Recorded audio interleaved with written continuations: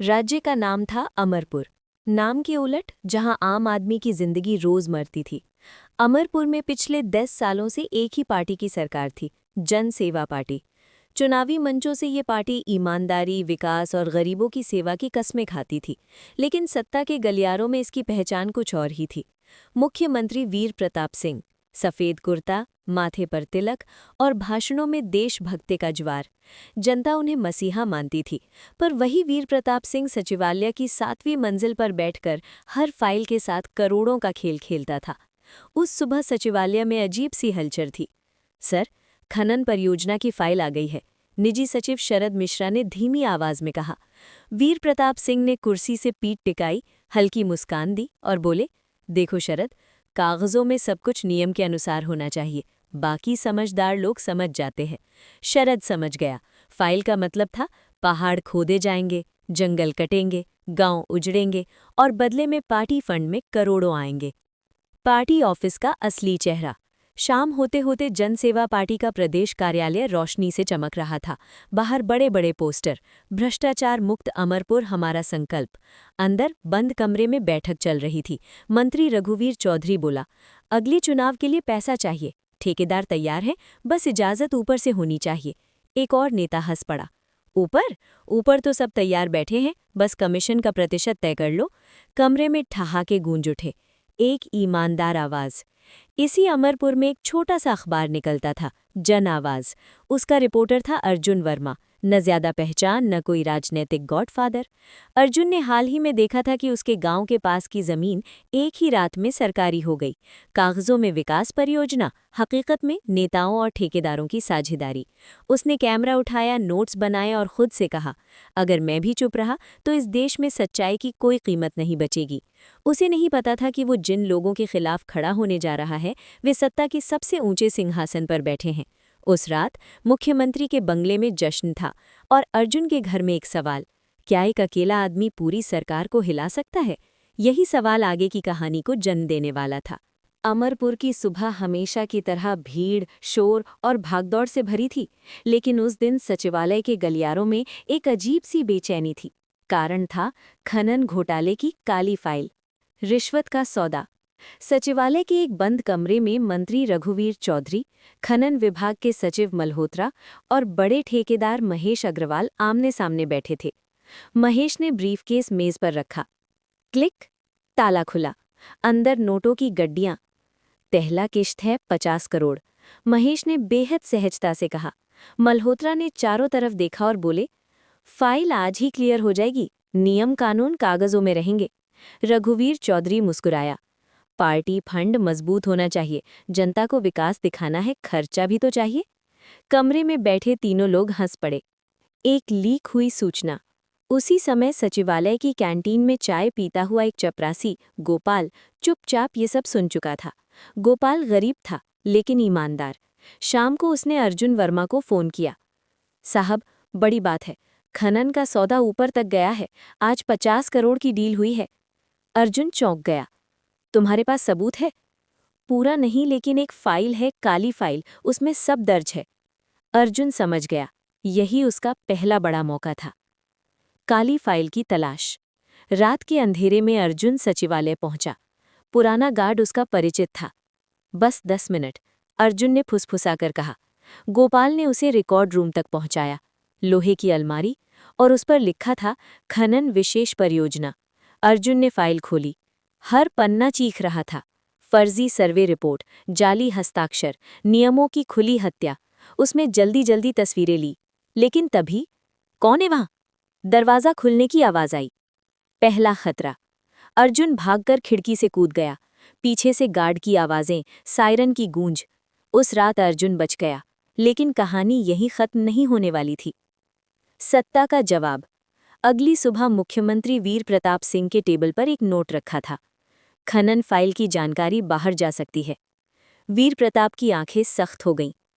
अब ये सिर्फ फाइल का मामला नहीं है, अब ये इज्जत का सवाल है। उन्होंने आदेश दिया, पता लगाओ पीछे कौन है। अर्जुन के पास अब सबूत था और सरकार के पास ताकत। अब टकराव तय था। अर्जुन वर्मा पूरी रात सो नहीं पाया। मोबाइल में सेव की गई तस्वीरें, वही काली फाइल, बार बार उसकी आंखों के सामने घूम रही थी। उसे पता था, अब पीछे हटने का मतलब सिर्फ कायरता नहीं, बल्कि अपराध में साझेदारी होगी। सुबह होते ही वो जन आवास के दफ्तर पहुंचा। अखबार का डर।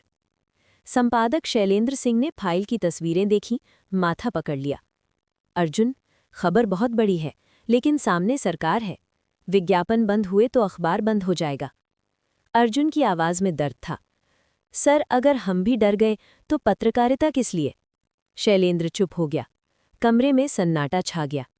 आखिरकार उसने कहा, ठीक है, खबर छपेगी, लेकिन नाम नहीं, बस इशारे। अर्जुन जानता था, सच को आधा छिपाना भी समझौता है, फिर भी ये शुरुआत थी। खबर छपी और तूफान उठा।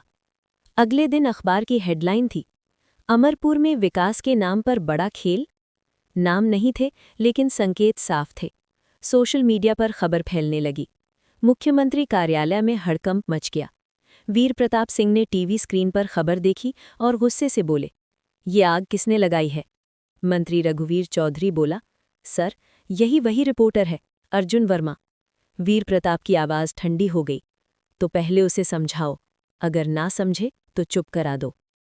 पहली धमकी। शाम को अर्जुन को अनजान नंबर से कॉल आया। ज्यादा हीरो मत बनो वर्मा, अगली खबर तुम्हारी आखिरी हो सकती है। फोन कट गया। अर्जुन के हाथ कांप गए, लेकिन उसने खुद से कहा, अगर डर गया तो सब व्यर्थ। सड़क पर हमला। उसी रात दफ्तर से लौटते वक्त 2 बाइकों ने अर्जुन को घेर लिया। एक ने धक्का दिया, अर्जुन गिर पड़ा। दूसरा बोला, समझाने आए थे, अब चेतावनी है। लातें घूंसे और जाते जाते आखिरी शब्द, अगली बार उठोगे नहीं। सिस्टम की चुप्पी। अर्जुन थाने पहुंचा। ड्यूटी ऑफिसर ने एफआईआर पढ़ी और फाइल बंद करते हुए बोला, सबूत नहीं है साहब, ऐसे मामले रोज होते हैं।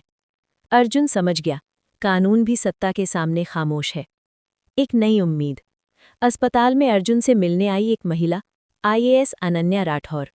उसने धीमी आवाज में कहा, मैं सब जानती हूं, सरकार के अंदर भी कुछ लोग हैं जो ये गंदगी साफ करना चाहते हैं। अर्जुन की आंखों में पहली बार उम्मीद जगी। एक तरफ सरकार की पूरी मशीनरी, दूसरी तरफ एक घायल पत्रकार और एक ईमानदार अफसर। अब लड़ाई सिर्फ खबर की नहीं थी, ये सत्ता बनाम सच की लड़ाई बन चुकी थी। आईएएस अनन्या राठौर कोई साधारण अफसर नहीं थी।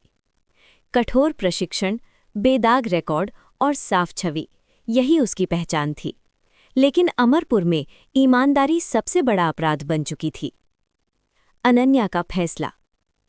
अस्पताल के कमरे में अनन्या ने अर्जुन से कहा, अगर हम बाहर से लड़ेंगे तो कुचल दिए जाएंगे, लड़ाई सिस्टम के अंदर से लड़नी होगी।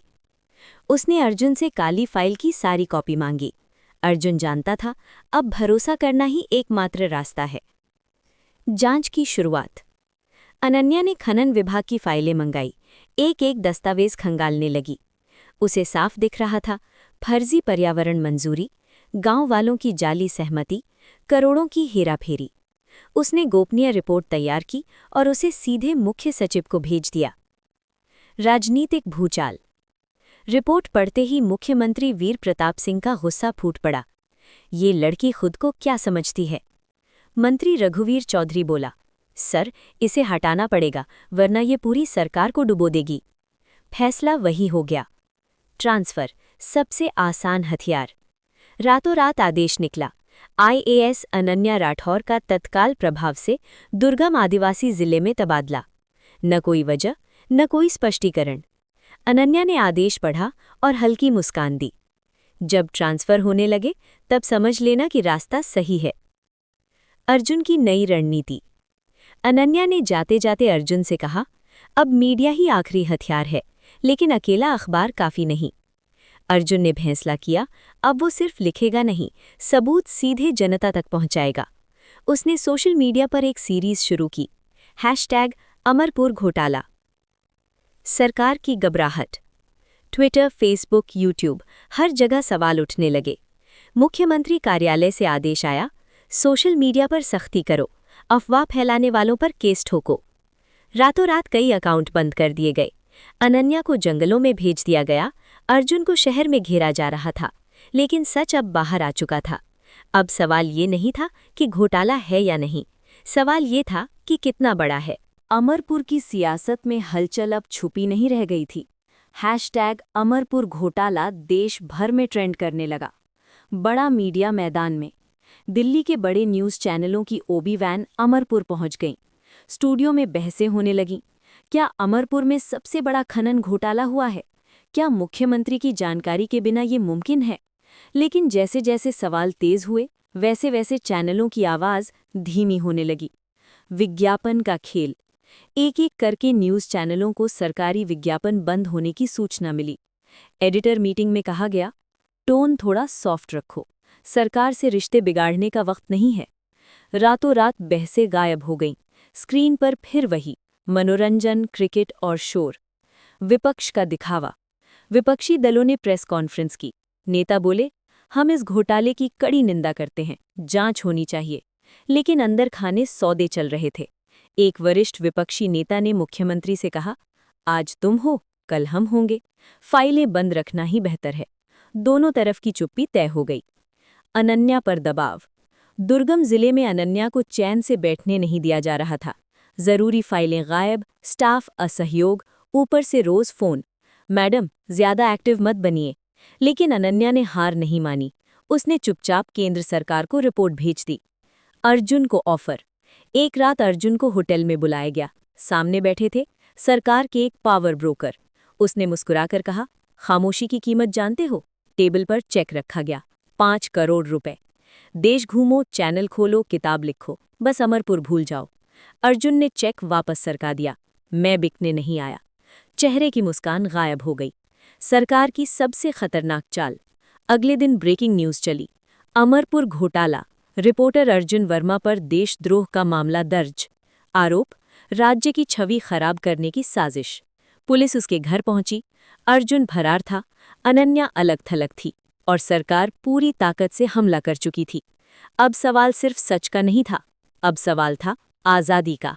अमरपुर की रात अचानक पुलिस सायरनों से भर गई। शहर के हर नाके पर चेकिंग शुरू हो चुकी थी। अर्जुन की गिरफ्तारी।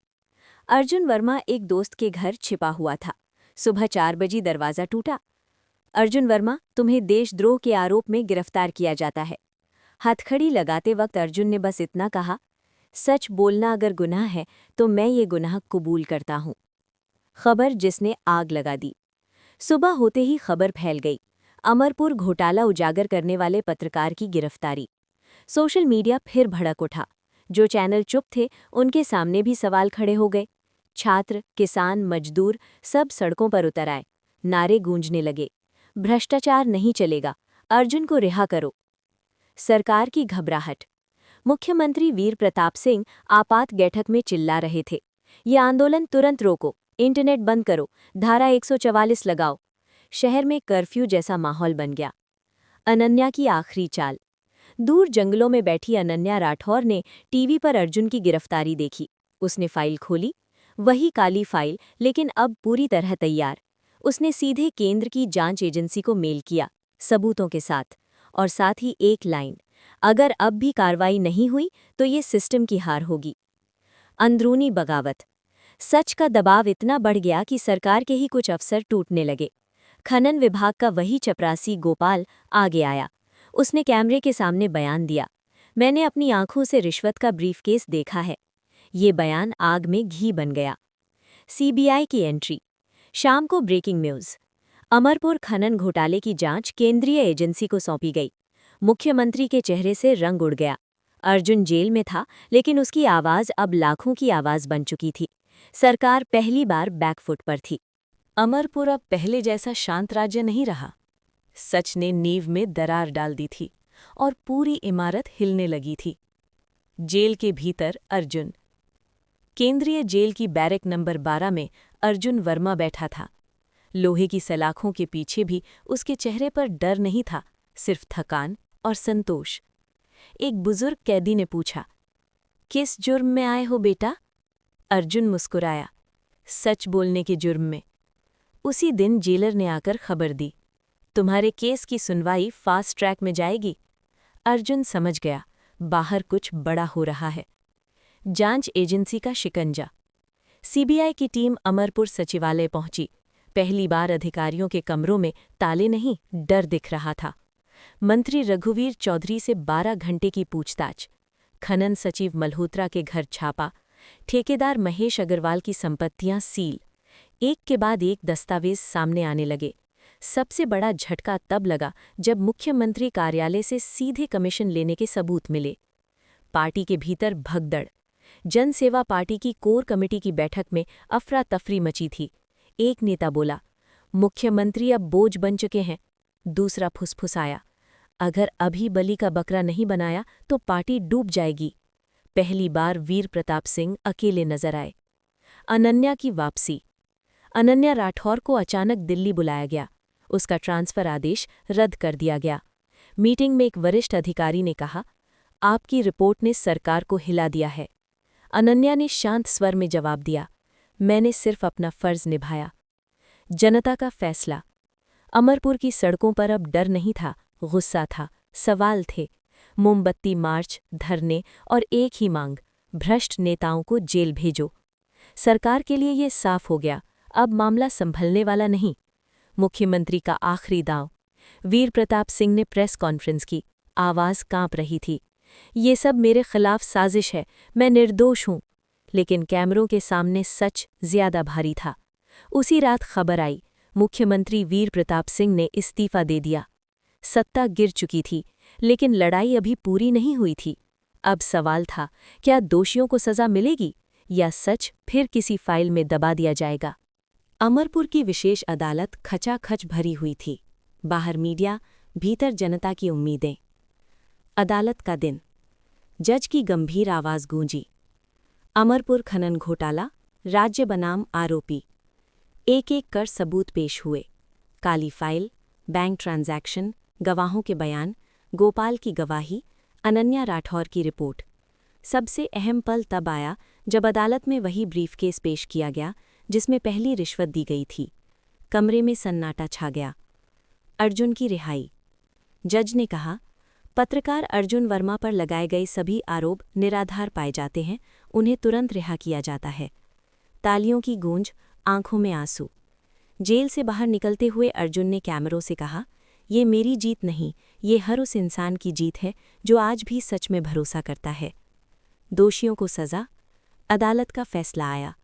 मंत्री रघुवीर चौधरी 10 साल की सजा, खनन सचिव मल्होत्रा सेवा से बर्खास्तगी और जेल, ठेकेदार महेश अग्रवाल संपत्ति जब्त और अंत में पूर्व मुख्यमंत्री वीर प्रताप सिंह पर मुकदमा जारी रहेगा।